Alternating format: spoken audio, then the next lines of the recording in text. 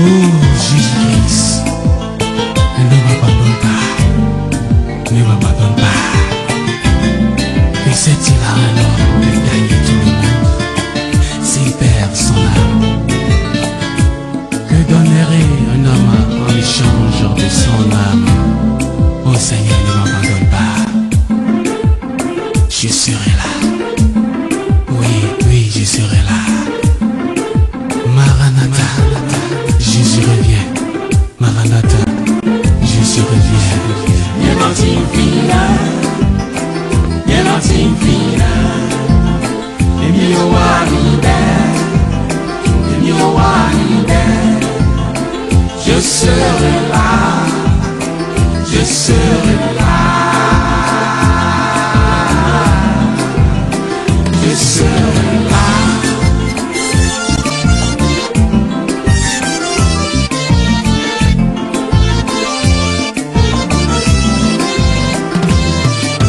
We no pe kluro tona donu bazole na note. E na iro weke ponu tegbele to. Na dodo azon ye toki ya tu wega tonuko. We no pe na donu ye na tifine. Ye na tifine. Ye na tifine. Ye na tifine. Oh, ye na tifine. Ye na tifine. Ye na tifine. Ye na tifine. Ye na tifine.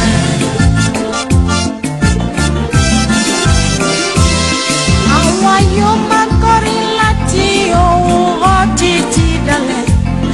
Àwa yóò máa fi ògo fún Ọlọ́run mi. Olùgbàlà yóò máa gbé gbogbo wa ní ọmọ rere. Nígbà tí fèrè dùn, yóò wà níbẹ̀.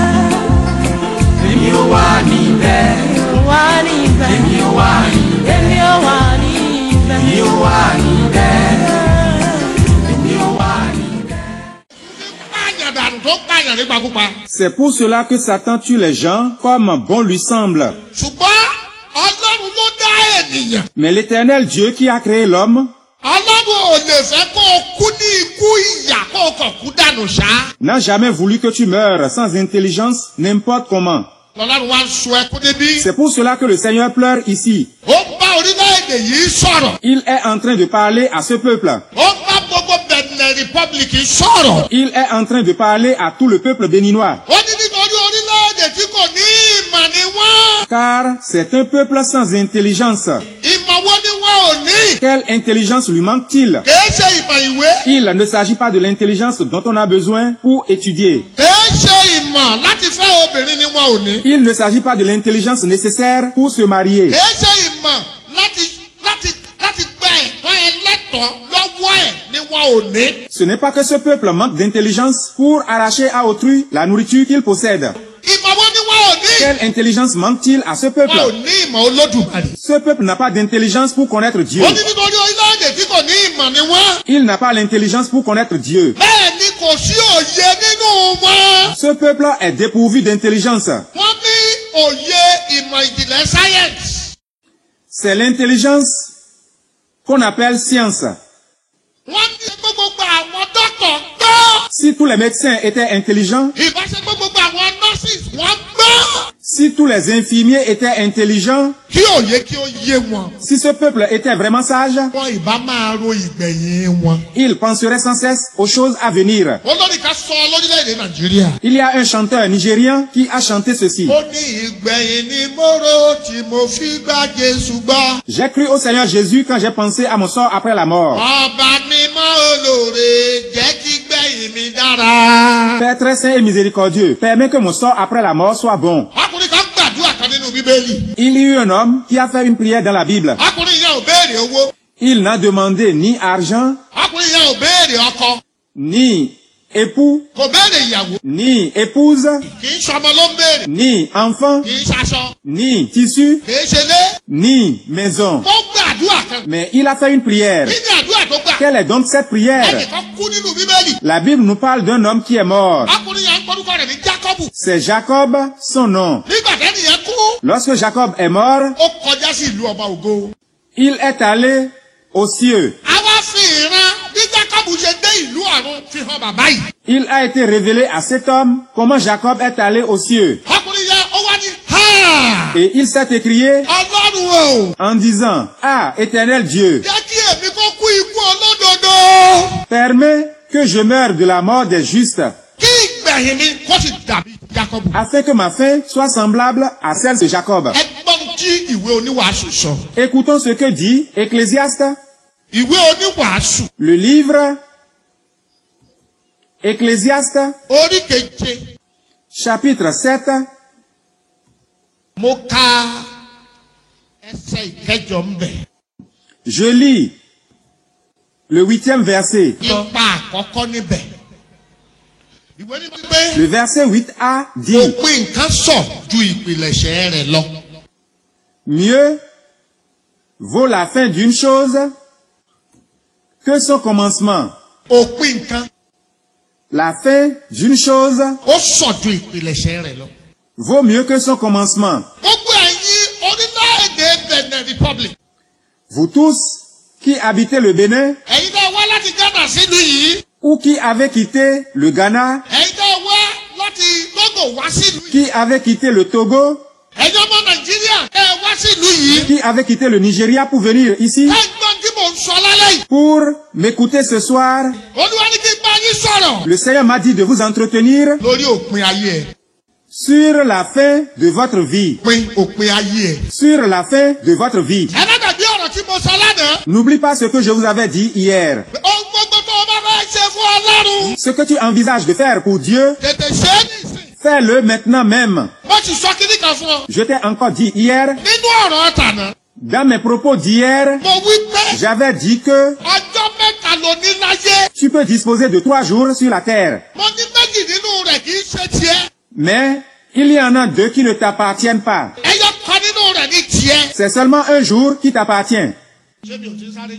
Non, Ẹyọ kan nínú rẹ̀ ní tiẹ̀. c'est seulement un jour qui t'appartient. Èwo ni èyí tó jẹ́ tiẹ̀ ń bẹ̀? Lequel t'appartient? Ọjọ́ mẹ́ta wo ló sì ní láyé? Quels sont les 3 jours dont tu peux disposer ici-bas? Àná, Hier, òní, aujourd'hui àtọ̀lá. et demain. Òní kì í ṣe tiẹ̀. Aujourd'hui ne t'appartient pas. Ọ̀la kì í ṣe tiẹ̀. Demain ne t'appartient pas non plus. Àná nìkan ní tiẹ̀. C'est seulement hier qui t'appartient. Má sì ṣe gbàgbé. N'oublie pas, Ìṣẹ́jú tó wà yìí. les minutes qui passent présentement Ó ní tiẹ̀. t'appartiennent. Wákàtí kan lẹ́yìn àkókò yìí. 1 heure de temps plus tard, Ó lè má jẹ́ tiẹ̀ mọ́. peut ne pas t'appartenir. Ẹ sì gbọ́ kíní kan. Écoute encore ceci. Ikú kì í sọ fún èèyàn pé òun ń bọ̀. La mort ne prévient pas. Ó kàn máa ń ṣàdédé dé ni o. Elle arrive de façon subite. Ẹ gbọ́ mi dáadáa. Écoute-moi très bien. Ikú. La mort, Ọlọ́run fi ọ̀rọ̀ rẹ̀ ṣe ìjìnlẹ̀ tó lágbára fún ènìyàn. l'Éternel Dieu a fait d'elle un mystère pour l'humanité toute entière. Irú igi tí ó pa ni ẹnìkan ò mọ̀. Le genre de mort qui tuera un homme, personne ne le sait. Sí ò mọ̀. L'endroit où un homme mourra, personne ne le sait. Ọjọ́ tó máa kú kò yé èèyàn. Le jour où l'homme mourra, personne ne le sait. Kò sẹ́ni tó mọ̀. Personne ne connaît ces mystères. Ẹ má gbàgbé wípé N'oublie pas que mo lọ sí ìlú Ìbàdàn lọ́sọ̀ọ̀sọ́jí. j'étais parti à Ibadan pour le réveil spirituel d'une église. Ẹ gbọ́ mi dáadáa. Écoute-moi très bien. Tó bá jẹ́ pé mo mọ̀ pé bí mo ṣe ń lọ sí ìlú Ìbàdàn, Si je savais qu'en allant à Ibadan, mò ń lọ kú ni. j'allais mourir, Bákùnrin yẹn bá fẹ́ fún mi ní 1 million mi ò ní lọ. même si cet homme me donnait 1 million, je ne partirais pas. Torí mo ju ẹgbẹgbẹ̀rún mílíọ̀nù lọ fúnra mi. Car vivant, je vaux plus que plusieurs millions. Tó bá jẹ́ wípé mo mọ̀ wípé Si je savais que, nígbà tí Rẹ́vùrẹ́ Kúpé méjì ń sọ fún mi pé kí n má wá sẹ́kọ̀ọ́. lorsque le révérend Okupe Meji me disait de ne pas retourner à Lagos ce jour-là, Tó bá yẹ kí mo mọ̀ pé mo ń lọ kú ni. si je savais que j'allais mourir, Màá tètè ti gbọ́dọ̀ sọ́kùnrin yẹn lẹ́nu. j'aurais pris en compte ce qu'il me disait. Mi ò ní ìdìtọ́jú ọmọ tó ti sọ kú tó ti gbàgbé pé òun ti sọ kú. Kí ìdìtọ́jú ẹ̀ kí n lọ pa ẹ̀mí ara mi rẹ́ lójú títì. Je n'avais plus besoin de penser à mon enfant qui, ayant pleuré la veille, aurait oublié. Ikú kì í sọ fún èèyàn pé òun ń bọ̀. La mort ne prévient donc pas. òpin nǹkan ó sì sọ jù bẹ̀rẹ̀ ẹ̀ lọ. La fin d'une chose vaut mieux que son commencement. ẹ má gbàgbé ibi tá a bá ọ̀rọ̀ dé lánàá. N'oublie pas là où nous nous étions arrêtés mo hier. sọ fún yín pé Je t'ai dit que òjìjí máa sọ pé kọkùnrin yẹn wo tàbí obìnrin yẹn kó wo iwájú ẹ̀ báyìí. ton ombre te dira, regarde devant toi. á wo iwájú ẹ̀ ó tẹ lọ pẹrẹsẹ. Tu regarderas devant toi et tu ne verras rien. kò sókè Il n'y a ni montagne, kò sígi ni arbre, kò sáfonífojì ni trou, kò sómi ni eau. gbogbo ẹ̀ tẹ lọ rẹpẹtẹ bẹ́ẹ̀. C'est un grand vide sans fin. á ní kò wo ẹ̀yìn Ton homme te dira, regarde derrière toi. ó tẹ lọ rẹpẹtẹ bẹ́ẹ̀. C'est un grand vide sans fin. á ní kò wọ̀ tún Ton homme te dira, regarde à ta tẹ droite. lọ rẹpẹtẹ bẹ́ẹ̀. C'est un grand vide sans fin. wọ́n náà máa débẹ̀ lọ́jọ́ kan. Un jour, tu arriveras à ce lieu. á ní kò wọ owó òsì ẹ̀ báyìí. Ton homme te dira, regarde à ta ó gauche. tẹ lọ rẹpẹtẹ bẹ́ẹ̀. Tu verras un grand vide sans fin. wá béèrè lọ́wọ́ òkú wípé L'ombre demande ensuite aux morts. gbogbo tó ti torí ẹ̀ Les choses auxquelles tu t'es accroché nínú ayé dans le monde tó ka ọ̀rọ̀ Ọlọ́run sí nǹkan qui kan. ont fait que tu as banalisé la parole de Dieu, òun dà báyìí où sont-elles maintenant? gbogbo ẹ̀ ti kọjá. Elles sont toutes passées. mo rántí dáadáa Je me rappelle très bien. wípé kò sẹ́ni tó máa rí òjìjí tó jìjí òní béèrè ìbéèrè kan lọ́wọ́ ẹ̀. Il n'y aura personne qui mourra et son ombre ne lui adressera pas des paroles sur l'histoire de sa vie. ìbéèrè tó máa béèrè nìyí. Voici l'une des paroles. ọmọ ènìyàn Fils de l'homme, báwo ló ṣe pẹ́ tó nínú ayé. que tu as tardé dans le monde. ògùn àwọn máa ṣe bẹ́ẹ̀. ayé Le mort se met à se demander, le monde, ayé ayé le monde, tó bá pẹ́ díẹ̀ au bout d'un temps, kíní ìdá kan sọ sórí ẹ̀ l'idée lui parvient á kàn rántí et il se souvient mú ayé wà. qu'il venait de quitter le monde. mo kàn kọjá ń bẹ̀ ni. Le mort dit, j'ai seulement traversé le monde. wọ́n mi Regarde-moi, kó o lo 150 years láyé même si tu séjournes pendant 150 ans kó o lo 200 years láyé ou pendant 200 ans dans ce monde, kò tó ìṣẹ́jú mẹ́ta ce temps n'atteint pas encore 3 minutes lọ́hùn dans les cieux. ṣe ló kàn kọjá nínú ayé. Ton passage est comme celui d'un éclair. ẹgbẹ̀rún ọdún láyé 1000 ans sur la terre kò tó ọjọ́ kan lọ́hùn. n'atteignent pas encore un jour dans les cieux. gbogbo tó ń gbé gẹ̀gẹ̀gẹ̀gẹ̀ tó ti torí ẹ̀ tó fẹ́ wá Ọlọ́run. Les choses auxquelles tu t'es accroché, qui t'empêchent d'écouter le Seigneur Jésus et de l'adorer au sein de son assemblée, á kàn kọjá lọ fi. passeront vite. ò ní rántí ọkọ mọ́. Tu oublieras tout. ò ní rántí ọmọ. Tu oublieras ton enfant, ò ní rántí ìyàwó. ta femme, ò ní rántí ẹbí. ta famille, ò ní rántí pé o kọ́lé. ta maison, ò ní rántí pé o ra mọ́tò. ta voiture. o ní ẹ́stéètì ò lè rántí ẹ̀. Même si tu as construit une villa, tu l'oublieras. ìyẹn ti dohun àná ó ti kọjá lọ. Tout cela est passé et c'est l'histoire qui en parle. gbogbo ẹ̀ ti dìgbàgbé. Tout cela est passé dans l'oubliette. ẹ̀ ní rántí. Tu ne te souviendras de rien. ẹnìyẹn yóò wá máa bèèrè lọ́wọ́ ọkùnrin yẹn. Puis le mort demande à l'être, ẹjọ́ ta ni yín. pardon, qui êtes-vous? alẹ́ mi lòjijì tó ti ń bá ẹ bọ̀ láti inú ayé. L'être lui répond, je suis ton ombre qui t'est accompagné depuis la terre ẹ jusqu'ici. fojú yín sókè máa wò mí. Lève ta tête et regarde-moi. òpin ayé rẹ̀ ṣe pàtàkì. La fin de ta vie surtout. mo fẹ́ kó o bẹ̀rẹ̀ sí ronú nípa ìgbẹ̀yìn ayé ẹ̀. Commence par réfléchir sur la fin de ta vie. mo fẹ́ kó o máa ronú lójoojúmọ́ báyìí pé Je veux que tu réfléchisses tous les jours. tí kú bá dé nísìn.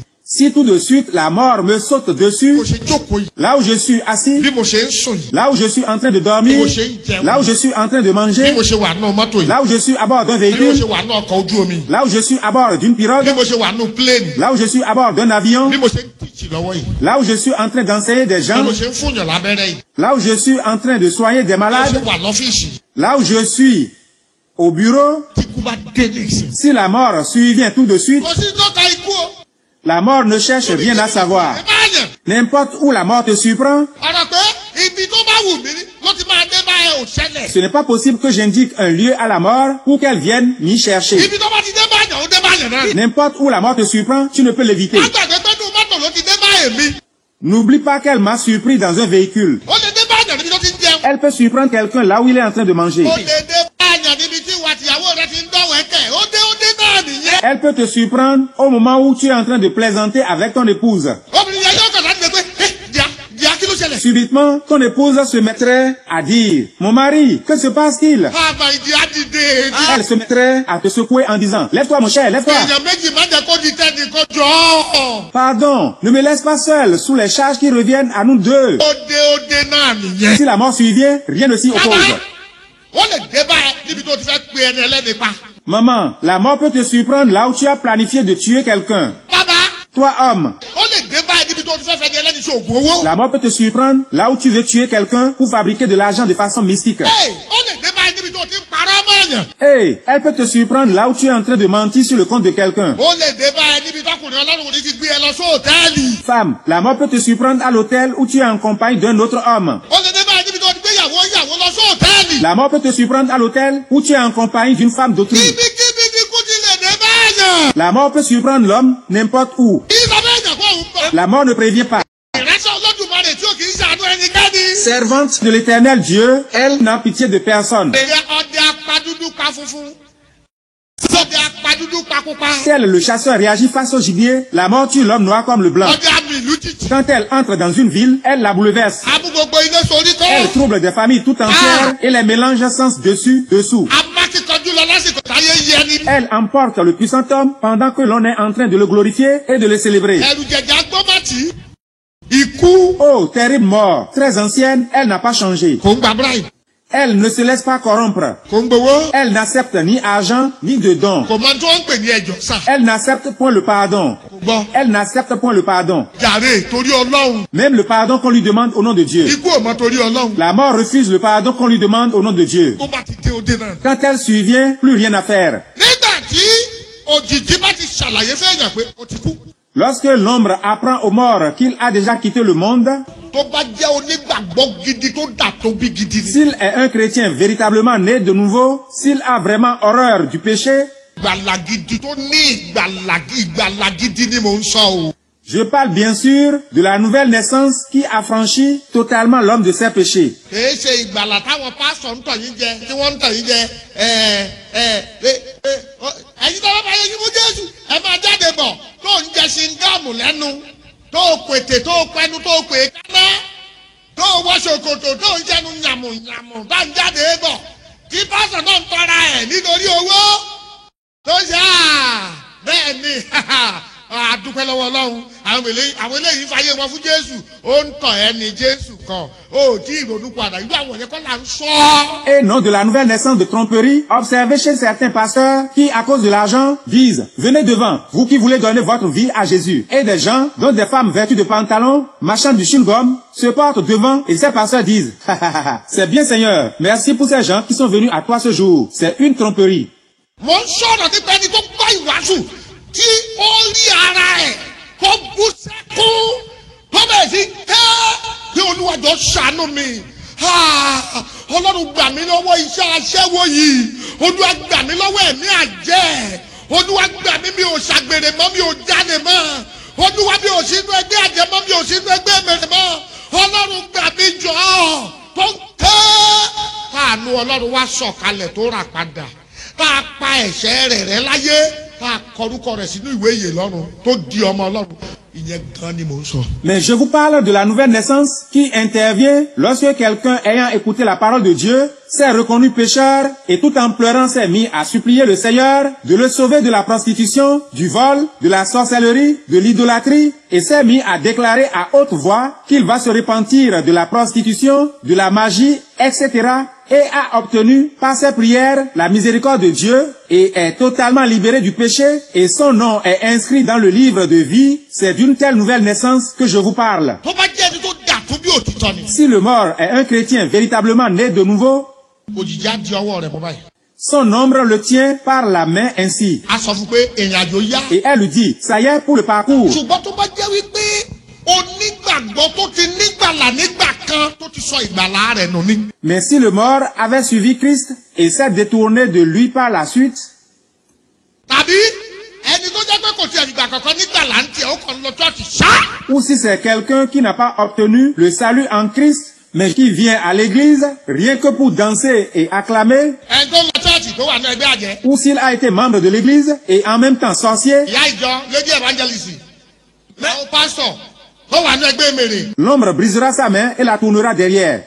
a tún mú ọwọ́ èkejì a lọ sẹ́yìn. Et fera de même pour sa seconde main. tó ti mú ọwọ́ èkó lọ sẹ́yìn bẹ́ẹ̀ yẹn. Après lui avoir tourné les deux bras croisés au dos, a wá mú kíní kan bí àmúgakú ònú àpò ẹ̀. l'ombre sort de sa poche un fer a dá àtàǹpàkò ẹ̀ lu. ó a tún dá ilé iná lu. pọ́. avec lequel elle lui percera les deux mains l'une après l'autre. a wá kó lórí ara wọn lẹ́yìn báyìí. Elle posera les deux pouces l'un sur l'autre après lui avoir tourné les deux bras au dos. a wá mú kọ́kọ́rọ́ a fi lọ́ọ̀kì ẹ̀ pa lẹ́yìn. Elle posera ensuite un cadenas sur les deux mains croisées au dos. má gbàgbé pé ní ìhòòhò lòkú wa o. N'oublie pas, le mort est tout nu après avoir quitté le monde. àkókò tó kúkú kò sáṣọ kankan lára ẹ̀. Dès l'instant où une personne meurt, elle reste nue. bàjẹ́ president orílẹ̀-èdè. As-tu été président de la République? ibi ni ó ti jẹ́ president. C'est ici-bas que tu as fini de l'être. bàjẹ́ lórí sójà. As-tu été chef d'état-major d'armée? ibi ló ti jẹ́ lórí sójà. C'est ici-bas que tu as fini de l'être. bàjẹ́ lórí ọlọ́pàá. As-tu été un commissaire de police? ibi ló ti jẹ́ lórí ọlọ́pàá. C'est ici-bas que tu as fini de l'être. ìbàjẹ́ lórí custom officer. As-tu été un grand officier de la douane? bàjẹ́ ọba ìbàjẹ́ jòyè. As-tu été un roi, un chef quelconque? bàjẹ́ director ilé iṣẹ́. As-tu été un chef d'entreprise? ìbàjẹ́ archbishop apostle. As-tu été une importante autorité religieuse? kò sí ní tó kọ òjijì pẹ̀lú yẹn. Ton nombre n'a rien à voir avec ton ou tes titres. ó ti kú. Si tu es mort, c'en est fini. òjijì máa káwọ́ ẹ̀ méjèèjì. Ton nombre tournera tes deux mains derrière si tu es un pécheur á dẹ̀ fi kọ́kọ́rọ́ lọ́ọ̀kì ẹ̀. et y posera un cadenas. tó bá ti fi kọ́kọ́rọ́ lọ́ọ̀kì ẹ̀. Si elle finit de les cadenasser, á wá dì í mú níbí. elle te tiendra ainsi par le bras. ṣùgbọ́n tó bá jẹ́ pé onígbàgbọ́ tó di àtúnbí. Si le mort avait été vraiment né de nouveau et avait horreur du péché, l'ombre le tiendra par la main á wá sọ fún wípé et lui dira, abẹ́ ènìyàn Fils de l'homme, ìrìnàjò yá. ça y est pour le parcours. tó bá ti lè sọ bẹ́ẹ̀. Ceci dit, àwọn méjèèjì á gbéra sókè fì. subitement, l'ombre et le mort s'élèvent du sol wọ́n á wà nínú atẹ́gùn. et ils se retrouvent en l'air. yẹn nígbà ẹsẹ̀ wọn ò ní kọlẹ̀. Dès cet instant, leurs pieds ne touchent plus le sol. wọ́n á wá máa bá eré lọ. Les deux s'envolent à une très grande vitesse. eré kọ̀ǹtú ẹ̀ ló máa ṣe. Désormais, le mort ne fait que ce que l'ombre l'amène à faire. bọ́wọ́ àtòjìjì ṣe ń sá lọ yẹn. En allant à cette vitesse, lójijì subitement, wọ́n kàn wọnú yàrá kan. ils entrent dans un hall. yàrá yẹn Le dit hall ó tóbi. est vraiment grand. screen bíi tẹlifíṣàn báyìí ó wà lápá báyìí. Là, il y a un grand écran plat de télévision accroché au mur. ṣé ní kíní screen tẹlifíṣàn yẹn ó tóbi gan. C'est un écran géant. wọ́n òjijì àti òkú yẹn wọ́n wá dúró lẹ́gbẹ̀ẹ́ screen yẹn báyìí. Le mort et son ombre se portent vers l'écran. wọ́n wá rí màmá kan tó sùn tó ń bímọ lọ́wọ́. Il regarde une femme en train d'accoucher. òjijì àwọn bẹ̀rẹ̀ lọ́wọ́ ẹ̀. L'ombre demande au mort, ọmọ ènìyàn. Fils de l'homme, màmá wo nìyí. qui est cette femme? a ní mi ò mọ̀. Le mort répond, je ne la connais pas. a ní ìyá ẹ nìyẹn. Et l'ombre lui dit, c'est ta mère. ọmọ wo ló ń jáde bọ̀ lára ẹ̀. Qui est cet enfant qui est en train de naître? Fit l'ombre. mi ò mọ̀. Je l'ignore, dit le mort. a ní ìwọ ló ń jáde bọ̀ yẹn. L'ombre lui dit, te voilà en train de naître. bí màmá yẹn ṣe jìyà kó tó bí ẹ. Comment ta maman a souffert pour te mettre au monde? wàá rí gbogbo ẹ̀. Tu verras toute la scène ce jour-là. ẹni tó gbẹ̀bí ìyá ẹ̀. La personne qui t'a reçu lorsque tu sortais des entrailles de ta maman, wàá mọ̀. tu la connaîtras. bí wọ́n ṣe dáwọ́ ẹ tí wọ́n gé ibi ọmọ kúrò lára rẹ̀. Comment on t'a coupé le cordon ombilical? gbogbo ẹ̀ ló máa rí. Tu verras tout. ẹni tó ṣèkà fún ẹ. La personne qui t'a fait du mal, nígbà tí wọ́n ń wẹ̀ fún ẹ. lorsque tu avais été lavé pour la première fois, ẹni tó lọ sí ibi ọmọ ẹ. la personne qui a creusé un trou pour y enterrer le placenta, tó bá jẹ́ kó ṣèkà fún ẹ. si en le faisant, elle t'a jeté un mauvais a sort, rí gbogbo ẹ̀. tu verras tout à l'écran. wàá wá máa rí bọ̀ bẹ́ẹ̀. En suivant le film, tu verras títí òfin dọjọ́ tí wọ́n sọ ẹ́ lórúkọ. la cérémonie de sortie te concernant. wàá máa rí bó ṣe bẹ̀rẹ̀ sí í rá nílẹ̀. Tu verras comment tu as commencé à marcher à quatre pattes, rí bó ṣe dàgbà. comment tu as commencé à bó grandir, ṣe bẹ̀rẹ̀ sí í kọ́ ìrìn. comment tu as appris à parler, wàá máa rí títí òfin dẹni tó rìn dáadáa. comment tu as commencé à bien bó marcher, ṣe bẹ̀rẹ̀ sí í kọ́ ọ̀rọ̀ sísọ gbogbo ẹ̀ ló máa rí. comment tu as appris à articuler les mots, tu verras tout. ẹni tó ṣèkà fún ẹ kékeré pátá ló rí. Tu verras tous ceux qui t'ont fait du mal pendant ce temps. fún ẹ pátá o. Tu verras aussi tous ceux qui t'ont fait du bien. tí ó máa fi di ọdún kan. Jusqu'à un certain âge, a pe ọdún yẹn ní ọdún ìṣirò.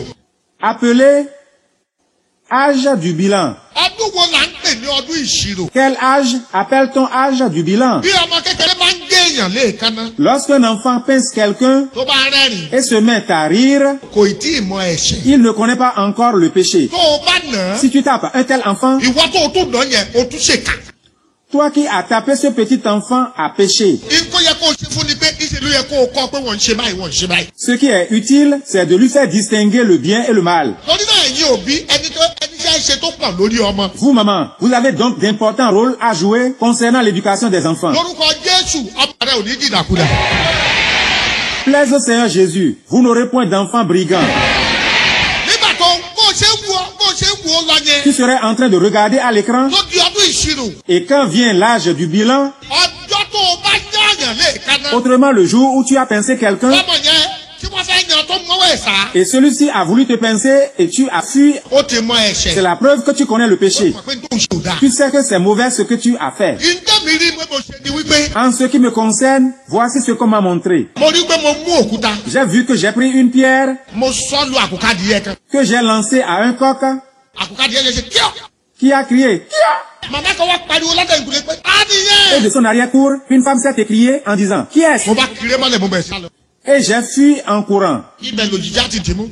À cette étape du film, l'ombre saisit le mort, Kó dì mú báyìí. elle tient le mort ainsi, Tàbí kó dì mú ou báyìí. le tient par la main ainsi. Wọ́n ṣe dì mú yẹn. En le tenant ainsi, Àméjì já gbéra. eux tous deux Sí. s'élèvent du sol subitement. Sọ́ọ́ni bẹ́ẹ̀ ṣe gbéra Et yẹn. quand ils se retrouvent en l'air, Ẹ bá máa balẹ̀ báyìí. ils atterrissent Ẹni tó o ti ṣèkà fún láyé. devant la personne à qui le mort a fait du mal quand il vivait. Máa balẹ̀ sọ́dọ̀ ẹ̀. C'est devant elle qu'ils atterrissent. Lẹ́yìn yẹn bá ti kú. Si celle-ci est déjà décédée, Wàá balẹ̀ síbi sàdé ẹ̀. les deux atterrissent devant sa tombe. Gbogbo ń tó ṣe fún wàá rántí. Là, le mort se rappelle de tout le mal qu'il a fait à cette personne.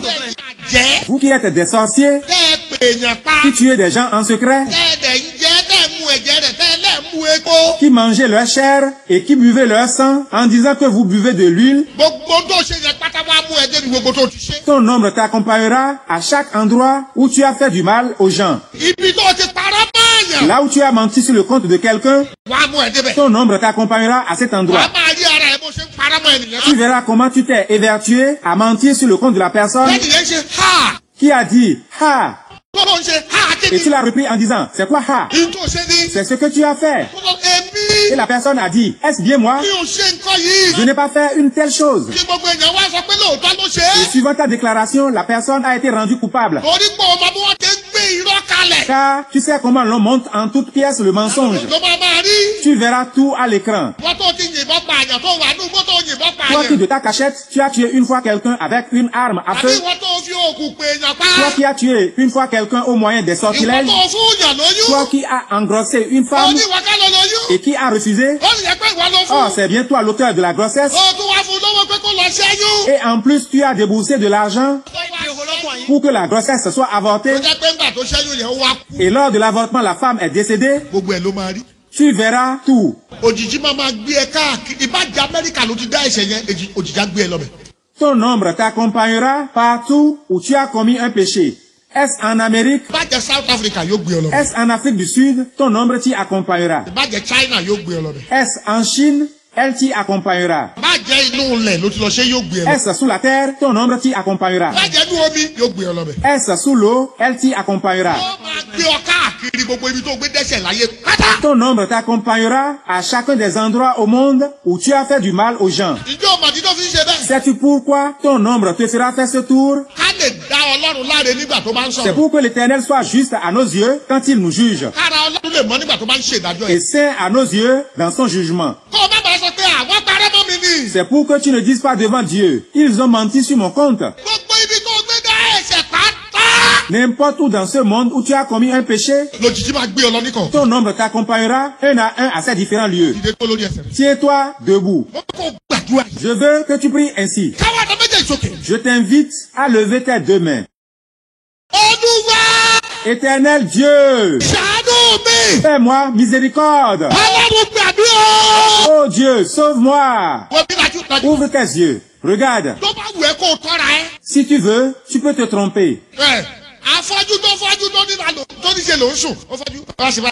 Ó ní mo sùn ní ìgbà tí yóò sùn tá lórí. Máa tọ́ra ẹ́. Un malvoyant a dit qu'il s'est endormi. Qu'a-t-il vu lorsqu'il était en éveil? Faut pas te tromper. Wọ́n. Regarde. Gbogbo ibi tó gbé dá ẹ̀ṣẹ̀. Òjìji máa mú ẹ lọ́bẹ̀ níkàn. Ton ombre t'accompagnera un à un aux différents lieux où tu as fait du mal aux hommes dans ce monde. Gbogbo ẹ̀yin tí ẹ̀ tọ́ra yín jẹ.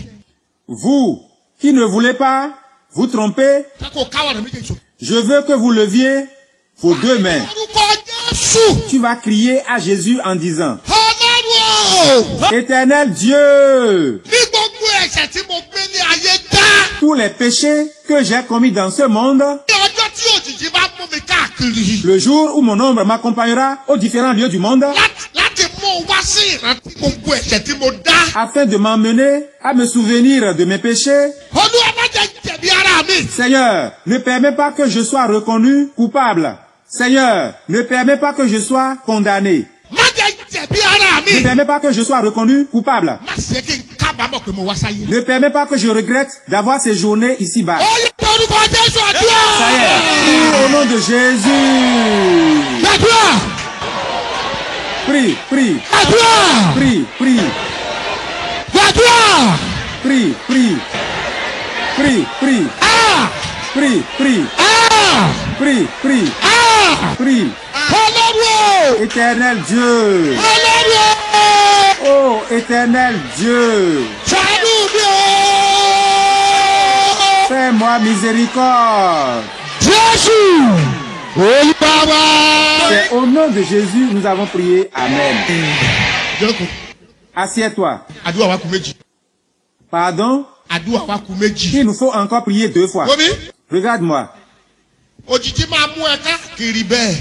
Ton ombre t'accompagnera ainsi partout dans le monde. Kò sí ní tó gbé dẹ́ṣẹ̀ tí mo ẹ̀ dé. Aucun endroit où tu as péché ne lui échappera. Ẹ̀yin tẹ́ bá ka Bíbélì yín dáadáa. Vous qui lisez très bien la Bible, Má gbàgbé pé lẹ́yìn tí Jésù jíǹde tán. n'oubliez pas que Jésus, après la résurrection, Fún ogójì ọjọ́ pendant 40 jours, ló rìn káàkiri gbogbo Jerusalem. il est allé à plusieurs endroits dans Jérusalem Ṣé Olúwa pátá ló padà sí? et ses voisinages où il a exercé son ministère terrestre. Bíbélì wípé La Bible déclare que àwọn iṣẹ́ ìyanu tí Jésù wá ṣe ń gbà náà. les œuvres accomplies par le Seigneur Jésus pendant ce temps Ó ló pọ̀ tó bẹ́ẹ̀ gẹ̀. sont si nombreuses que Tó jẹ́ wípé tá a bá ní ká máa kọ́ ayé gbogbo ayé kò ní lè gba ibi tá a máa kọ́ àwọn iṣẹ́ ìyanu yẹn. si l'on se mettait à les écrire, le monde entier ne saurait contenir les 10 écrits. Tó bá wá di òpin ogójì ọjọ́. 40 jours après, Bóyá wọ́n ń ṣe nílùú yín bí. je ne sais pas si cela se fait au Bénin, Tó bá jẹ́ pé Nàìjíríà ni. mais si c'est au Nigeria, Tó bá di òpin ogójì ọjọ́. 40 jours après le décès d'une personne, Tó bá yẹ pé àgbàlagbà ni gbogbo ẹbí á kóra wọn jọ. si le défunt est une personne âgée, toute la famille se réunit Wọ́n á láwọn ń ṣe ogójì ọjọ́. et fait les cérémonies du 40e jour. Ogójì ọjọ́ yẹn. En effet, au 40e jour, Òjìji àtòkù yẹn á wá padà síbi tí ẹnìyẹn kú sí. l'ombre et le mort reviennent ici-bas au domicile du défunt. Á padà wá sínú ilé ẹ̀. Ils reviennent au domicile du mort. Ìyá wọn máa bèrè lọ́wọ́ òkú yẹn pé ta lélẹ̀.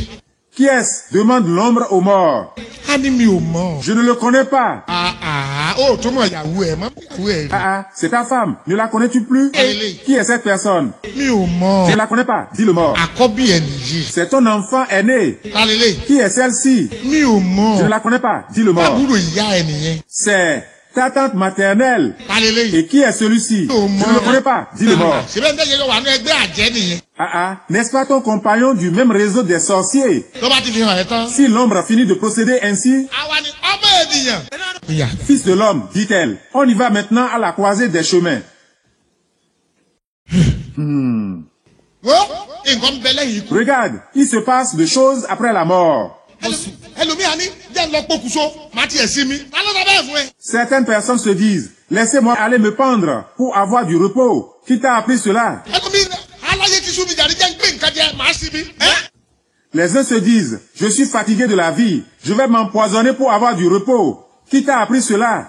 Ẹlòmíà ní jẹ́ kí n lọ bọ́ sómi jẹ́ ìfìbọn para mi màá sí mi. Ta ló sọ bẹ́ẹ̀ fún ẹ? Ó ṣẹ̀ṣẹ̀ bẹ̀rẹ̀. D'autres se disent, laissez-moi me suicider par noyade pour avoir du repos. Qui t'a appris cela? C'est le début d'un long parcours dès cet instant-là. Tó bá ti dì mú báyìí. Si l'ombre tient le mort ainsi, Àbó dì mú ou báyìí. si elle le tient par l'épaule, A ní ìrìn àjò ó yá sí ìkórìtà ìpínyà. elle lui dit, on y va maintenant à la croisée des chemins. Àwọn méjèèjì á gbéra náà sí. Tout d'un coup, leurs pieds s'élèvent du sol Wọ́n á wá máa bá speed lọ tí ò ṣe et control. les deux s'envolent à une très grande vitesse. En allant à cette vitesse, Bí wọ́n ṣe ń sá lọ yẹn. en allant à cette vitesse, Lójijì. subitement, Wọ́n á kọ̀ bọ́lẹ̀. ils atterrissent à un endroit Àwọn wá bọ́ sílẹ̀ sílẹ̀ síbi tí àwọn òkú ti tò lọ. Où il y a une multitude de morts dans un long rang interminable. Ìbá jẹ́ òkú òyìnbó. Est-ce un mort européen, américain, asiatique? Òkú Benin Republic. Un mort béninois? Òkú Nàìjíríà. Est-ce un mort nigérien? Òkú Togo, òkú Ghana. Un mort ghanéen ou togolais? Láì kan ni gbogbo wọn tò sí. C'est dans un même rang que tous les morts évoluent. Òkú ọba, òkú ìjòyè, òkú Le olóògbé, mort fut-il un roi? òkú ẹni tó ṣígé. Un chef quelconque? Òkú lòkú ń jẹ́. Un mort, c'est un mort. Ibi láti mọ̀ yàtọ̀. C'est ici-bas que les distinctions se font. Ìhòhò ni gbogbo wa wà pátá. Là-bas, tous les morts sont nus. Wọ́n dẹ̀ tọ̀ sórí láì nìkan náà. Et ils évoluent dans un même rang. Ṣé ẹ rí ẹni tó ṣẹ̀ṣẹ̀ dé yẹn? Lorsque le dernier venu arrive, Ó máa balẹ̀ sí ẹ̀yìn òkú tó ti wà tó ti kẹ́yìn tẹ́lẹ̀. il se met complètement à la queue du rang. Bí ó ṣe balẹ̀ yẹn. Après avoir atterri, Ṣé rí tó bá bá tó nǹkan bí 1 or 2 minutes. avant qu'une ou 2 minutes ne passent, Tó bá bójú ẹ̀yìn báyìí. s'il regarde derrière lui, Àwọn òkú tó ti máa tò sẹ́yìn ẹ̀ wọ́n á ti lé ní 10,000. plus de 10 000 morts sont déjà alignés derrière lui. Má ṣe gbàgbé o. N'oublie pas, Òpin kan sọ̀jù bẹ̀rẹ̀ lọ. la fin d'une chose vaut mieux que son commencement. Bẹ̀rẹ̀ sí í ronú lórí òpin ayé ẹ̀. Commence donc à réfléchir sur la fin de ta vie. Ibẹ̀ ni wọ́n ti sọ fún mi wípé. C'est là qu'il m'a été annoncé que Àwọn òkú tó ń kú níṣẹ́jú kan láyé wọ́n lé ní 5,000. Níṣẹ́jú kan láyé. c'est à cet endroit qu'il m'a été annoncé qu'en 1 minute, il y a plus de 5000 personnes qui meurent dans le monde. Ah, Gbàdúrà fún ìwọ tó jókòó yìí. je prie pour toi qui es assis Àti ìwọ tó ń gbá mi níta. et pour vous qui êtes dehors à m'écouter. Lọ́jọ́ tó o bá fayé lẹ̀. Le jour où tu quitteras ce monde, Orúkọ Jésù ò ní kábàámọ̀ kó o wáyé. au nom de Jésus, tu ne regretteras pas d'avoir séjourné sur la terre. Àwọn òkú yẹn tò lọ. Tous les morts étaient dans un même rang. Bí wọ́n ṣe tò lọ yẹn. Dans le rang, Gbogbo wọn ẹsẹ̀ òkú òkì ń kanlẹ̀ òkú òkì ń rìn báyìí. Òkú máa ń rìn fi ẹsẹ̀ wọn ò dẹ̀ ní kanlẹ̀ bọ́ ṣe rìn. les pieds des morts ne touchent point le sol. Ils ne marchent pas comme nous les vivants.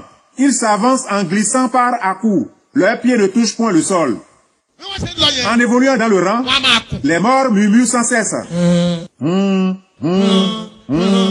Bí gbogbo wọn ṣe ń kanlẹ̀ nìyẹn. C'est ainsi que tous les morts murmurent. Òjijì ẹ àwa máa bá ẹ sọ̀rọ̀. Ton ombre serait en train de te parler.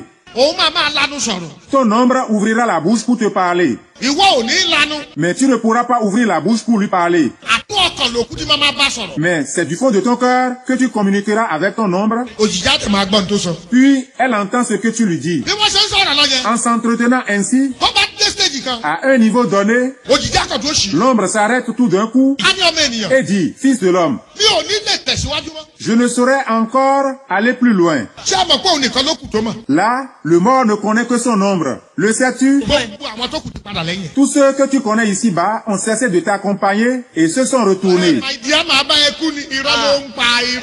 Mon cher, je mourrai pour te suivre. C'est du pur mensonge. Irọ́ ló ń pa. C'est du pur mensonge. Ìyá kankan ò bá di ìyá kankan kú. Nul ne meurt volontiers pour suivre son ou sa chérie. Ìdókàn lè ṣe ó lè gbéra ṣánlẹ̀. L'homme ou la femme peut se jeter à terre pendant quelques minutes. Ibi tó ti gbéra ṣánlẹ̀ yẹn tó bá la onímọ̀ gírí yóò tún ṣe yé àtúnfọwọ́ pa kó lè kú. En se jetant à terre parce que son époux ou son épouse est décédé, si sa tête cogne un mur, il ou elle s'écrie en disant « Oh là là, ma tête !» Ẹ kí hallelujah dáadáa. D'une voix forte, criez « Alléluia !» Ẹnìkan ṣoṣo tó lè kú nítorí ènìyàn ni Jésù kò dá lómi ló lè bá ẹ kú. La seule personne qui est morte pour les hommes, c'est Jésus-Christ. Plus personne avant ou après lui. Òjijì á sọ fún pé òun ò ní lè tẹ̀síwájú mọ́. Je ne saurais encore aller plus loin, reprit l'ombre. Òun lọ jẹ́ iṣẹ́ tèmi àti wọ́n gbé ní ayé ṣe mò ń lọ jẹ́ fún Olódùmarè. Puis elle ajoute aux morts, il faut que j'aille auprès de Dieu pour lui rendre compte des œuvres que tu as faites sur la terre dont j'ai été témoin. Òjijì máa ṣáájú ẹ̀ dọ́run. Ton ombre te devancera donc pour aller devant Dieu. Òkú yẹn wá béèrè pé Le mort demande à son ombre, ṣá máa padà ríra wa. allons-nous encore nous revoir? Nígbà tó bá sọ pé ṣá máa padà ríra wa. Suite à cette question, Òjijì á sọ fún pé l'ombre lui dit, tó bá ṣe é ṣe. si c'est possible de le faire. Ṣé ẹ rí gbólóhùn tó bá ṣe é ṣe yẹn? Voyez-vous, si c'est possible de le faire, qu'a dit l'ombre? Ó lágbára o. Elle est une parole très dure. Ó yẹ ká gbàdúrà mẹ́sùn bá kòkòtì. Il fallait prier à cet effet, mais l'heure est avancée. Wọ́n ṣe ń sọ̀rọ̀ yẹn. Les deux seraient en train de s'entretenir òjìji akọ̀ disappear. quand l'ombre disparaît subitement. tó bá pẹ́ níbi tó dúró sí. Si le mort tarde encore un peu ou l'ombre l'a laissé, àwọn òkú tó wà lẹ́yìn wá ti máa tì. de derrière, les autres morts se mettent à le pousser ó máa sá síwájú ni. pour qu'il avance. bí wọ́n ṣe ń lọ yẹn. En évoluant dans le rang, en évoluant, wọ́n á dé ibì kan. ils arrivent à un endroit sáńbọ̀dù ńlá kan cross ojú ọ̀nà báyìí. où une grande plaque enjambe le chemin sur lequel ils se trouvent. ìyí tí wọ́n kọ sí ni pé bí kò bá ṣe pé a tú ènìyàn bí òun kò lè rí ìjọba ọlọ́run. Il est écrit sur la plaque, si un homme ne naît de nouveau, il ne peut voir le royaume de Dieu. sáńbọ̀dù kékeré kan wà lápá. À gauche, il y a une autre petite plaque wọ́n kọ sí pé sur laquelle il est écrit, gbòòrò ní ọ̀nà náà tó lọ síbi ìparun ọ̀pọ̀ ló ń bá ibẹ̀ wọlé. large est le chemin qui mène à la perdition. Nombreux sont ceux qui prennent par là. lápá báyìí lópin lọ́hùn. À droite, sáńbọ̀dù kékeré kan tó wà il mẹ́. y a une autre petite plaque ìyí tí wọ́n kọ sí ni wípé sur laquelle il est écrit, ẹ bá ẹnu ọ̀nà híhá wọlé. entrez par la porte étroite, tóóró ní ọ̀nà náà tó lọ síbi yìí. mais étroite est la porte, resserrez le chemin qui mène à la vie. àwọn díẹ̀ ló ń bá ibẹ̀. Il y en a peu qui le retrouvent. níbí yìí À gauche ẹ̀mí èṣù kan wà ń bẹ̀. se trouvait un démon ó ga très géant. irun orí ẹ̀ dàbí irun dàda tó ti pẹ́ tó ti dọ̀tí gan. Sa tête est couverte de longs cheveux, très mal entretenus, à l'image des cheveux des fous. ó wọ aṣọ bí aṣọ tìpa ayé àtijọ́ tó dúdú tó ti jájákàjàká. Il est vêtu de vieux rayons noirs et très sale à l'image des fous. yóò dáa fún yín. ó wọ òun fúnra rẹ̀ dúdú látòkè délẹ̀. Il est de teint noir foncé de la tête aux pieds. eyín ẹ̀ rí kàtàkàtà. Ses dents sont dispersées, ó dàbí ẹṣẹ́ iná. ses yeux sont rouges comme du feu. ó mú irin kan dání. Il avait un fer dans la main. irin yẹn ó gbé dání báyìí lọ́wọ́ ọ̀tún. Le fer était dans sa main droite. ó ní sákàtàkà níbi orí báyìí. Les bouts du fer ressemblent à ceux d'une kò fourche. sí nǹkan míì tí dímọ̀ yẹn ń ṣe bí èṣù yẹn kò sí nǹkan míì tó ṣe ju pé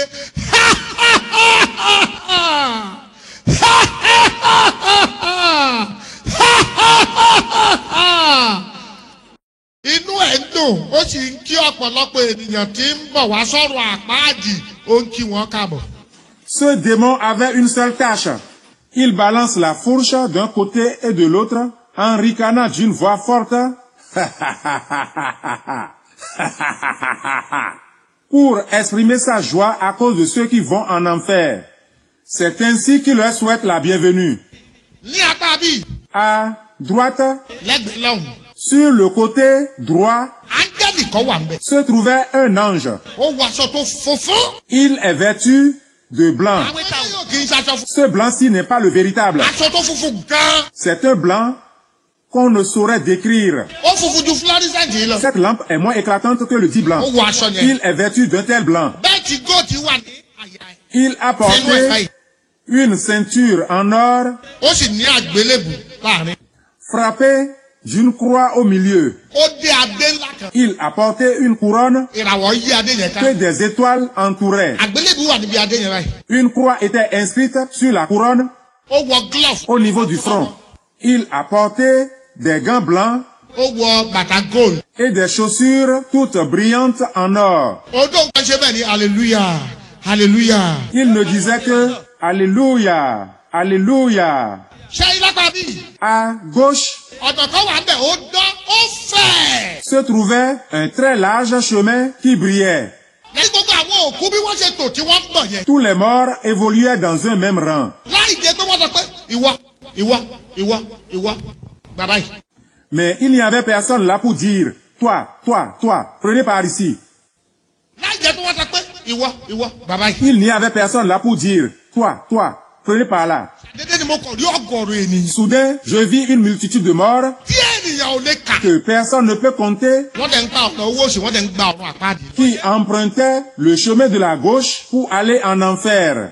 ní ọ̀kọ́ àìmọye wọn. Leur nombre est incontable. wọ́n ń lọ bí tí wọ́n ń da yanrìn kúrò nínú tipa. Ces morts descendaient en enfer comme du sable déversé par un camion. wọ́n kàn ń lọ yùú. Ils allaient en nombre incontable. èyí tó wá pa mí lẹ́kùn rèé o. Voici ce qui m'a fait pleurer. ṣé ẹni bí tángẹ́lì yẹn yẹn wà yẹn. en observant le chemin où se trouvait l'ange, ọjọ́ míì tó bá dáa. si c'est un bon jour, parmi tant d'autres, àwọn èèyàn tó máa gbàbẹ̀ fún dídí ọjọ́ náà ó lè má ju márùn. le nombre de morts qui prennent par le chemin de la droite ne dépasse pas 5. ìgbà míì èèyàn mẹ́ta. Certains jours, peut-être 3 ìgbà míì èèyàn méjì. ou 2 morts. ìgbà míì ẹnìkan. D'autres jours, un seul mort. ìgbà míì tí àwọn àwọn àkọsẹ́ tó máa gbàbẹ̀. Il y a même des jours qu'aucun mort n'emprunte le chemin de la droite. ìgbésẹ̀ rí ọ̀nà ọ̀run àkáàdì. Si l'on regarde le chemin qui mène en enfer, àwọn èèyàn kan dá lọ bí eṣú ni. les morts passaient par là en nombre incontable, nígbà tí wọ́n dá yanrìn. comme l'on déverse du sable. dìde dúró lórí ẹsẹ̀. Tiens-toi debout. àwọn tó ń da yù sọ́nà ọ̀run àkáàdì yìí. Parmi ceux qui prennent par le chemin qui mène en enfer, pásítọ̀ wà il y bẹ́ẹ̀. avait des pasteurs, ìyàwó pásítọ̀ wà des bẹ́ẹ̀. femmes de pasteurs, àwọn òṣìṣẹ́ àjọ wà bẹ́ẹ̀. des ouvriers dans le ministère, wọ́n wà bẹ́ẹ̀. des dignitaires d'église. orí wà bẹ́ẹ̀. Il y avait des prophètes, ìdásílẹ̀ ìjọ wà bẹ́ẹ̀. des fondateurs d'église, ẹ̀tọ́ ilé iṣẹ́ wà bẹ́ẹ̀. des chefs d'entreprise. pẹ́sidẹ̀ntì orílẹ̀-èdè wà bẹ́ẹ̀. Il y avait des chefs d'État. gbogbo wọn kàn dà lọ sọ́nà àpáàdì. Eux tous s'en vont dans le feu pour l'éternité. bọ́ èmi ò ní bá yín débẹ̀. Et moi, je ne vais pas les suivre pour y aller. ẹ̀jẹ̀ sákọrin ni wọ́n sáwọn akọrin rèé. Vous, Coris, vous voici, n'est-ce pas? èmi ò ní bá yín lọ sọ́nà àpáàdì. Je ne vais pas vous suivre pour aller en enfer. gbogbo ẹ̀yàn ọkùnrin tẹ́ ẹ bá Vous, hommes ici présents, gbogbo ẹ̀yàn ọkùnrin tẹ́ ẹ bá ń bí. vous, hommes ici présents, mi ò bá ẹ rẹ́rìn je o. ne suis pas en train de plaisanter. gbogbo ẹ̀yàn ọkùnrin wọ̀nyí. Si vous étiez intelligent, vous auriez refusé ce que je suis en train de refuser. ìjọ ti dé ta lọ́hùn yẹn. De l'intérieur ici jusqu'au dehors, bí gbogbo yín bá ti lọ pàdé àpáàdì lẹ́yìn ń tán. si tous ensemble, vous décidez d'aller en enfer, nínú iná ayérayé. où le feu brûle éternellement, níbi tí kòkòrò wọn kì í ti kú tí náà kì í kú. où les vers qui y sont ne meurent point, où le feu ne s'éteint point, níbi tí ìbínú ọlọ́run wà. où la colère de Dieu règne sans fin, níbi táwọn ẹ̀mí èṣù yóò ti máa nàyàn títí láéláé. où les esprits méchants tourmentent les morts jour et nuit pour l'éternité. jẹ́ ń sọ̀rọ̀ díẹ̀ nípa ọ̀run àpáàdì. Permets que je dise quelques mots sur l'enfer. Tòmí, Regarde-moi. oúnjẹ kan wà lọ́nà àpáàdì. Il y a un genre de nourriture dans ce lieu de tourment éternel. oúnjẹ wo ni? Quelle est cette nourriture? ọ̀run àpáàdì. L'enfer. ibẹ̀ yẹn dúdú débi wípé L'enfer est un endroit vraiment ténébreux, bí mo ṣe wà yìí. si bien que là où je me tiens debout, sí bàbá yìí. là où je me tiens debout par rapport à cet homme, a lè ríra wa. malgré que nous sommes côte à côte, l'on ne peut se voir ibi tó dúdú dé. à cause des ténèbres. inú iná dẹ̀ ni. Pourtant, c'est dans le feu. ẹ máa gbọ́ o. Écoute-moi bien. àwọn ẹ̀mí èṣù yóò máa nàyàn lọ́sàn-án láàárọ̀ lọ́sàn-án àti lálẹ́. Les esprits mauvais fouettent les âmes perdues en enfer jour et nuit. kò sí sinmi tọ̀sán tòru. Point de repos nuit et jour. yóò kí mu omi lọ́nà àpáàdì. Personne ne boit de l'eau en enfer. kò sí pé ẹjọ́ ó ti tó. Personne ne dit, pardon, ça suffit. wọn ò kì í sọ pé kéèyàn kú òǹbẹ. Personne ne dit, ôte-toi de là. kí wá ló ń jẹ tí wọ́n ń jẹ ń bẹ̀. Que mange-t-on en enfer? ẹ̀ẹ̀kọ̀ọ̀kan ni ìmọ́lẹ̀ máa ń wá sọ́run àpáàdì. C'est de rares fois que la lumière pénètre en enfer. ẹ̀ẹ̀kan yẹn ó lè jẹ́ ẹ̀ẹ̀kan láàrin 50 years. Peut-être une fois tous les 50 ans, ògo ọ̀run á dẹ̀ sọ̀kalẹ̀ sọ́run àpáàdì. la gloire de Dieu descend en enfer. tó bá ti wá sọ̀kalẹ̀ bẹ́ẹ̀ yẹn. Et quand elle descend, gbogbo ìdin tó ń yọ jáde lára tèmi. les vers qui sortent de mon corps céleste dans ce lieu de tourment, tí bàbá yìí bá ti rí. si cet homme, mon voisin les voit, á kàn dìde kó omi tó wà. il se lève d'où il se trouve, àwọn ìdin yẹn ló máa. pendant que les vers sont en train de murmurer des sons, ìdin yẹn ló máa wá fọwọ́ kó báyìí. avec la main, mon voisin racle les vers qui sortent de mon corps céleste, tó máa kó sẹ́nu. puis il les porte à la bouche. oúnjẹ ọ̀run àpáàdì nìyẹn. Voilà ce que l'on mange en enfer. lára tiẹ̀ náà. Moi-même, je me dirige vers lui pour racler ses vers et les porter à la bouche. oúnjẹ ọ̀run Voilà àpáàdì. ce que l'on mange en enfer. kò sómi ń bẹ̀. Là, il n'y a point d'eau. kò sáànù ń bẹ̀. Il n'y a point de pitié. ìwà àtọ́lọ́run ò tún pàdé mọ́ láíláí. tó bá ti lọ́rùn Ce àpáàdì. sera une séparation éternelle entre toi et Dieu. láíláí ni pẹ̀lú Un ọlọ́run. adieu éternel entre toi et Dieu. jẹ́ ibi tí ìbínú ọlọ́run pín sí. C'est en enfer que la colère de Dieu est totalement apaisée. pẹ̀lú gbogbo ìyà tó jẹ láyé yìí. Malgré tes souffrances d'ici-bas, tó o bá ti pinnu pàrọ̀ àpáàdì ni wọ́n lọ èmi ò ní bá yín débẹ̀ ní tèmi. maman, si tu programmes d'aller en enfer, je n'irai pas avec toi. pẹ̀lú gbogbo ìyà tó jẹ láyé yìí bọ̀ tá. Vous, mes frères, si malgré vos peines d'ici-bas, ẹ̀yin ìránṣẹ́ ọlọ́run aláàyè. vous, serviteurs de Dieu, vous, papa, gbogbo ìyà tẹ́ ẹ jẹ nínú iṣẹ́ yìí. malgré toutes vos peines, dans le ministère, tẹ́ ẹ bá ti pinnu pàrọ̀ àpáàdì lẹ́yìn lọ ti yé. si vous avez au programme d'aller en enfer, èmi ò ní bá yín débẹ̀. ẹ̀. Je n'irai pas avec vous. Wà á káwọ́ rẹ méjèèjì sókè. Lève tes deux mains. Ọlọ́run. Éternel Dieu, Ní ọjọ́ tí mo bá dé ìkòríta ìpínyà. le jour où je serai à la croisée des chemins, Ohunkóhun tó máa mú kí n gbọ̀nà ọ̀run àpáàdì. tout ce qui ferait que j'emprunterai le chemin de l'enfer Tó wà nínú ayé mi ní ìsìn. qui se trouve présentement en moi. Olúwa gbà á lọ́wọ́ mi o. Éternel Dieu, débarrasse-moi de ces choses. Olúwa gbà á o. Éternel Dieu, sors ces choses de ma vie. Ó yá porúkọ Jésù àdúrà. Seigneur, prie au nom de Jésus. Ọlọ́run ṣàánú mi. Fais-moi miséricorde. Olúwa o. Éternel Dieu. Olúwa o. Éternel Dieu. Olúwa o. Éternel Dieu. Olúwa o. Éternel Dieu. Fais-moi miséricorde. Hey. Fais-moi miséricorde. Ọlọ́run gbà mí, gbà mí. Sauve-moi. Sauve-moi. Gbà mí, gbà mí. Sauve-moi. Gbà mí, Sauve-moi. gbà mí, Sauve-moi. gbà mí, Sauve-moi. gbà mí, Sauve-moi. gbà mí, Sauve-moi. gbà mí, Sauve-moi. gbà mí, Sauve-moi. gbà mí. Sauve-moi. Jésù Olúwa wa. C'est au nom de Jésus nous avons prié. Wàá tún àdúrà yẹn gbà lẹ́ẹ̀kan sí. Tu feras encore une prière. Àti mú gbogbo bàá sókè nìyẹn. Nous tendons vers la fin du programme de ce soir. Àti mú gbogbo bàá sókè nìyẹn. Nous allons vers la fin du programme de ce soir. Ìwé Àìsáyà Le livre d'Ésaïe, orí 33 chapitre 33, ẹsẹ̀ ìkẹrìnlá le verset 14 du livre d'Ésaïe au chapitre 33, ẹsẹ̀ ìkẹrìnlá. verset 14. Ẹ̀rù bà àwọn ẹlẹ́ṣẹ̀ ní Síónì. Les pécheurs seront effrayés dans Sion. Ẹ máa gbọ́ o. Écoutez-moi très bien. Ìbẹ̀rùbojo ti mú àwọn àgàbàǹgebè. Un tremblement s'empare des hommes sacrilèges. Ẹ máa wá gbọ́ ìbéèrè tí Olódùmarè béèrè lọ́wọ́ wa. Écoutez la question que le Seigneur nous pose. Ó ní àmì nínú wa tí ó lè gbé ìmàjónirun iná. Qui de nous pourra tenir un instant près d'un feu dévorant? Tani nínú wa tí ó lè gbé inú iná àìnípẹ̀kun. Qui de nous pourra résister un seul instant près des flammes éternelles? Ẹ lajú. Ouvrez les yeux. Bíbélì wípé La Bible déclare, tani nínú wa tá a dúró yìí.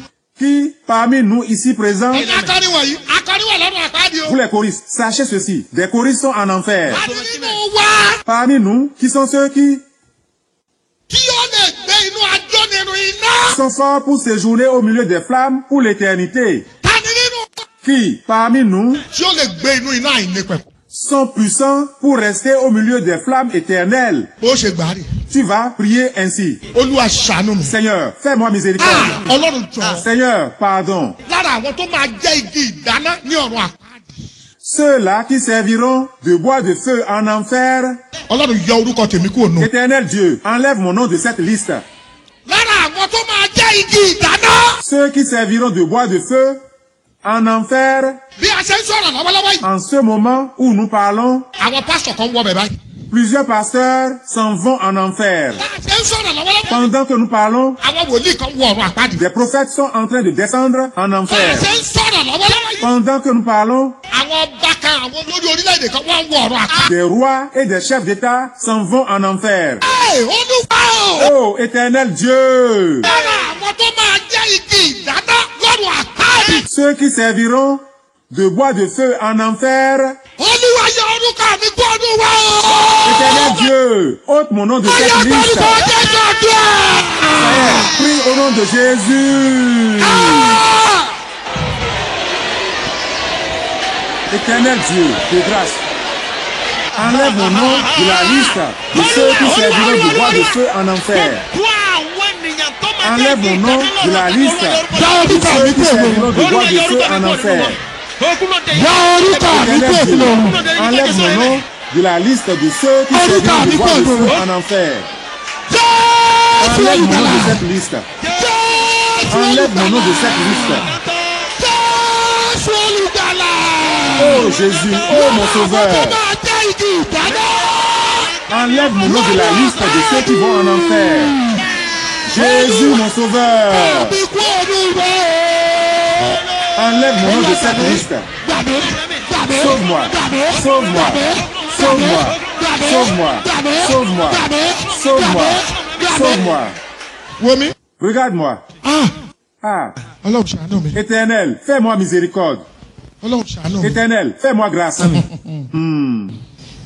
L'enfer. Bó o bá ti lè débẹ̀. Il suffit que tu y entres. Wọ́n. Regarde, Mi ò dé ọ̀run àpáàdì. je ne suis pas allé en enfer, Wọ́n kàn fi hàn mí nígbà tí mo dọ́run ni. mais l'on me l'a montré quand j'étais au ciel. Gbọ́ ọ̀rẹ́ mi kan wà. Mais j'ai un ami, Ṣé ẹ mọ̀ pé èèyàn bí ahun ní ráhùn he? c'est l'avare qui reconnaît l'avarice sur son chemin et s'en saisit. So gbogbo àwa tá a kú tọ́lọ́run fi hàn amọ̀ra wa. Mara wa. Nous qui avons expérimenté la mort physique, à qui Dieu a fait la grâce de cette révélation de la vie après la mort, nous nous connaissons. Ìránṣẹ́ Ọlọ́run kan wà Moses Ezekiel lórúkọ ẹ̀. Il y a un serviteur de Dieu. Son nom, c'est Moïse Ézéchiel. Òun dé ọ̀run àpáàdì. Il a été en enfer. Ó ní nígbà tí òun ti bọ́ sọ́nà ọ̀run àpáàdì báyìí. Il a raconté que dès lors qu'on s'engage sur le chemin de l'enfer, Ó kẹ́rí bó ṣe sọ̀rọ̀ báyìí, ó kàn bú sẹ́kù. il a juste commencé à raconter les scènes de l'enfer, qu'il a fondu en larmes, Kó tó lè stop ẹkún yẹn, ó fẹ́ tó 1 hour. et ce n'est qu'après 1 heure de temps qu'il a cessé de pleurer. Ó kàn fẹ́ ṣàlàyé ni o. Or, il voulait juste nous décrire ce qui se passe en enfer. Èmi kan ti bú sẹ́kù. J'ai moi-même fondu en larmes. Bí ẹni tó bá ti bọ́ sọ́nà ọ̀run àpáàdì báyìí. Dès lors que tu te mets sur le chemin de l'enfer, Ó lóun máa sá eré wọnú ẹ̀ ni. une force t'oblige à courir pour y pénétrer. Ó ní bó ṣe ń súnmọ́ sí. Au fur et à mesure que tu t'approches du feu, Bẹ́ẹ̀ ni iná yẹn máa jó ẹ sí. tu es consumé par le feu avec atrocité. Ó ní wàá fẹ́ padà kí ni ìyá tún dá ìpadà sójú ọ̀nà. Tu auras envie de te retourner, Wàá fẹ́ padà kí ni ìyá tún dá mais ìpadà une puissance te forcera et te poussera à aller de l'avant. Sá eré lọ ni. Et c'est en courant de toutes tes forces Sá eré wọnú ẹ̀. que tu entreras sans réserve dans le feu. Ó ní tó bá kúrú bí ògiri tí mo wà lọ́kọ̀ yẹn. Lorsque tu te trouves à quelques mètres de la porte de Ó l'enfer, ní géètì ọ̀rọ̀ àpáàdì á ṣí fúnra ẹ̀ gàgàgàgàgàgàgà. celle-ci s'ouvre d'elle-même en faisant le bruit. Gagagagagagaga. Ó ní iná yẹn ó máa ń yọ̀ bí ilá ni. Ó láwa máa yọ̀bọ̀ lọ́dọ̀ ẹ̀. Le feu de l'enfer se déplace comme une coulée de sauce bruyante et vient à ta rencontre. Ó ní iná yẹn fúnra ẹ̀ ló máa fọ́ọ̀sì ẹ̀ wọnú ara ẹ̀. Tel que l'aimant attire le fer, c'est ainsi que le feu de l'enfer t'attire et tu y pénètres. Ẹnìkan wà Dagunduro lórúkọ ẹ̀. Pardon? Dagunduro lórúkọ ẹ̀. Dagunduro. Il y a quelqu'un qui s'appelle Dagunduro. Son nom signifie arrêter la guerre. Ó ní 17 times lọ́lọ́run mú òun lọ sọ́run àpáàdì. Pardon? 17 times Il a raconté que c'est 17 fois lọ́lọ́run mú òun lọ sọ́run àpáàdì. que le Seigneur l'a emmené en enfer. Tó bá ti wọnú iná yẹn báyìí. Il a dit que dès qu'il entre dans le feu, Ó lẹ́mìí èṣù kan wà. un esprit impur s'y trouve. Ó ní irin kan lọ́wọ́. Il a une grande fourche en main. Ó ní irin yẹn rí ṣàkàṣàkà báyìí. C'est un fer à plusieurs bouts pointus dispersés. Ó lẹ́mìí èṣù yẹn ló kọ́kọ́ máa kí ààbọ̀. C'est cet esprit qui te souhaite la bienvenue. Ó ní tó bá ti di àwa ṣe báyìí. Lorsqu'il se présente devant toi, il se comporte ainsi. Il ricane ainsi. Ó lójú ẹ̀ burú tó jẹ́ pé. Son visage fait tellement peur qu'on ne saurait le regarder. Níbi tí wọ́n ti ṣe. Pendant que tu t'agites, Ó rẹ́ẹ̀dì sẹ́rẹ̀ ẹ̀rí lélẹ́yìn. Ó níbi tó ṣe. ce n'est pas un sujet de rire. En effet, pendant que tu t'agites, Ó lákọ̀ bú irin yẹn báyìí. l'esprit impur saisit la fourche Ó lákọ̀ fi gún ẹ láyà. Ṣáà. pour te l'enfoncer dans la poitrine. Ó ní irin yẹn á jáde sódì kejì lọ́hùn. La fourche te transperce par le Ó dos láwa fi irin yẹn sílẹ̀ láyà ẹ̀. et il lâche la fourche. Ó láwa máa gba ẹ̀jẹ̀ rẹ̀ á máa là. Puis il se met à laper ton sang, le sang qui sort de ton corps céleste. Lọ́dún tó kọ̀ fàyà. Tí. Brusquement, il retire la fourche de ton Ó corps látún fi fẹ́ ní inú. Tí. et te l'enfonce avec force dans le ventre. Ó ń kí ẹ káàbọ̀ nìyẹn. C'est ainsi que ce démon te souhaite la bienvenue. Ó tí ìdánwò àpáàdì fúnra ẹ̀. Ó ń kí ẹ káàbọ̀. Là n'est pas encore l'enfer. Tu te trouves à la porte. Le démon te souhaite juste la bienvenue. Ẹ̀yin tá ẹ fẹ́ lọ bẹ̀. Vous qui voulez aller à ce lieu, Ẹ̀yin ẹ má gbàdúrà yìí. vous n'avez pas besoin de prier. Ṣé ní gbogbo ẹ̀yin èèyàn bíi tèmi tí ò fẹ́. Vous qui Èmi ò ní lọ bẹ̀ ní tèmi. Vous qui voulez aller à ce lieu, vous n'avez pas besoin de faire cette prière. Mais vous qui voulez faire comme moi, car je ne veux pas aller à ce lieu. Wà á máa fò sókè. Vous pouvez prier en sautant en Wà á disant, gbàdúrà. Éternel Dieu, sauve-moi. Lọ́sọ̀dọ̀ àpáàdì. Je ne veux pas aller en enfer. Ọ̀yà parúkọ Jésù ọ̀yà. Ça y est, prie au nom de Jésus. Gbàdúrà. Prie. Gbàdúrà. Prie. Gbàdúrà. Prie. Oh mon Dieu, pardonne-moi. Oh mon Dieu, pardonne-moi. Je ne veux pas aller en enfer. Gbàdúrà. Prie. Olúwa. Éternel Dieu, Pardonne-moi. Je veux pas aller en enfer. Pardonne-moi. Mi ò lọ sọ́dọ̀ àpáàdì. Je veux pas aller en enfer. Mi ò lọ sọ́dọ̀ àpáàdì. Pardon, Père. Mi ò lọ Je ne veux sọ́dọ̀ pas aller en àpáàdì. enfer. Mi ò lọ Éternel sọ́dọ̀ Dieu, àpáàdì. je Mi ne ò veux lọ pas aller en sọ́dọ̀ enfer. àpáàdì. Oh mon Dieu, je ne veux pas aller en enfer. Je ne veux pas aller en enfer. Pardon, Père. Jésù. Olúwa wa. C'est au nom de Jésus que nous avons prié. Amen.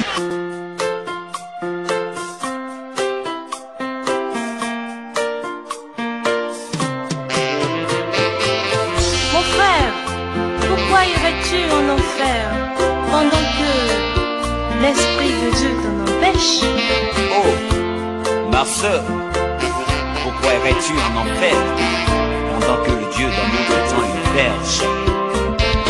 Mon frère, pourquoi irais-tu en enfer pendant que l'Esprit de Dieu t'en empêche? Ìwọ arákùnrin, ìwọ arábìnrin, èé ṣe tí ìwọ yóò fi lọ sọ́run àpáàdì nígbà tí Ọlọ́run kò fẹ́ bẹ́ẹ̀.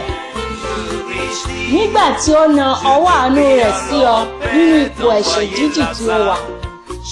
Kí ìwọ kí ó sì fa ọwọ́ àánú náà lónìí, èé ti rí tí ìwọ yóò fi lọ sọ́run àpáàdì lẹ́yìn ikú rẹ.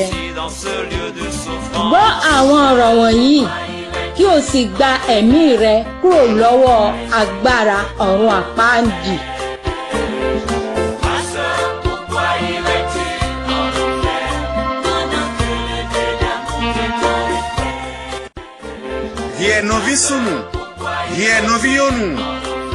Ete otu aze alio, nado ibio lonzo dome. Wonena ji kwe ya kwe to kogono edo, aiblo. Wonena ji kwe ya kwe dre oko etondowe, to odo gongonglando ton keme achinte. Nani do he okwe kenado ton. Ete otu ana ibio lonzo dome, to kuto egodo. Se oko regaton he. Nado rongan son courant lonzo dotansi.